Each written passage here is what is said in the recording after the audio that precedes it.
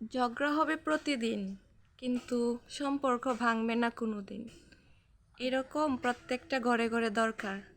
আর সবার ঘরে ঘরে ঝগড়া হয়, কিন্তু এই ঝগড়ার উসিলায় অনেকের সংসার ভেঙে যায়।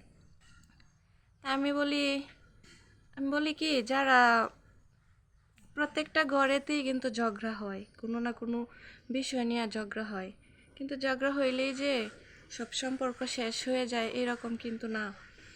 তাই ঝগড়া যদি আপনাদের দুজনের মধ্যে হয়, তো আপনারা চাইবেন যে দুজনের ভিতরে রাখতে, তৃতীয় ব্যক্তি যেন আপনাদের ঝগড়া না শুনে।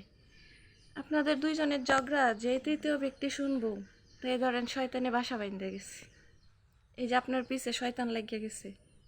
ঝগড়া প্রত্যেকটা ঘরেই হয়, প্রত্যেকটা ঘরে ঝগড়া হওয়া মানে এই না যে মানুষে শোনানো দরকার। আপনারা মানুষে শুনাইয়া অবশেষে নিজেদের সম্মানই নষ্ট করতেছেন।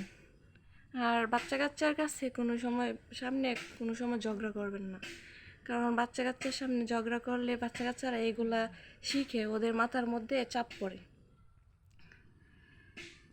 তাই ঝগড়াঝাটি না কইরা, আর যদিও ঝগড়া করেন, ঘরে ঝগড়া ঘরেই রাখবেন, বাহিরে শোনানোর তো কোনো দরকারই নেই। যদি নিজেদের ঝগড়া নিজেরা মিটমাট করতে না পারেন, তাহলে তৃতীয় ব্যক্তি কোনোদিন আপনাদের ঝগড়া মিটমাট করতে পারবে না। কারণ নিজেদের সংশোধন নিজেদেরই করা উচিত। বাহিরের মানুষ কোনোদিন আপনার ভালো চায়ও না, ভালো চাইবেও না। আর নিজের ভালোটা যদি আপনি নিজে না বুঝেন, বাহিরের লোক আপনারা কোনো সময় ভালো পরামর্শ দিবেও না। শতকরা একজন আছে আপনারা ভালো পরামর্শ দিবে, কারো ভালো কেউ দেখতে পারে না। সবাই চায় যে মধুর সম্পর্ক, ভালো সম্পর্ক থাকুক, এটা বেশিরভাগ মানুষই চায় না, চায় যে ওরা ভিতরে ঝামেলা লাগা থাকুক। তাই আমি বলি, যত ঝামেলায় আছে, যত সমস্যায় আছে, নিজেদের ভিতরে রাখতে চেষ্টা করে। একজনের সাথে বললে হয়তো বা মনটা হালকা হয়, কিন্তু ঝামেলাটা কিন্তু হালকা হয় না, বরং আরও বাইরে যায়।